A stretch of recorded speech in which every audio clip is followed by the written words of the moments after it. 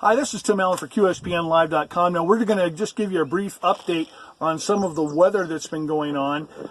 Right now, we're having a lot of the drying out. You're feeling a little bit of a breeze that's coming through. We will have one more day of expected showers here. I believe it's either Thursday night or Friday that we're supposed to see that. But for the most part, we should be getting a little warmer and a little more dry. However, yesterday with all that rain, we saw Maxville have some problems. You're going to see some images that we collected yesterday. Their water levels at the creek up there got up to over almost 3,000 feet per second. They needed to do some sandbagging. Some of the guys from Valley Fire were out there, and some of the community members were out there doing a lot of sandbagging, trying to get that taken care of.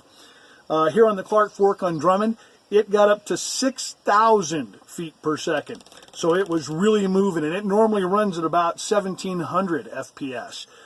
So that's and it's in both of those are above flood stage. So the water is very high, and the images you're seeing are showing you that. Nothing tremendously new there.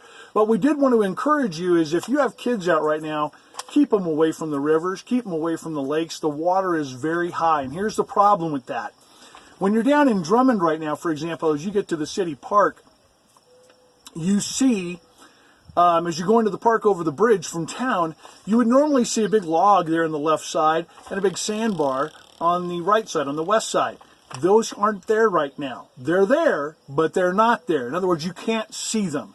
So there are objects that would normally be visible from the river that a child or anybody going into the river could jump into, easily hit their head, hurt themselves, and be swept away by a very, very fast-moving river. We had a report the other day of someone who drowned down by Bearmouth, an out-of-stater who went out into the water to fish, and boom, he got swept away, and that was that.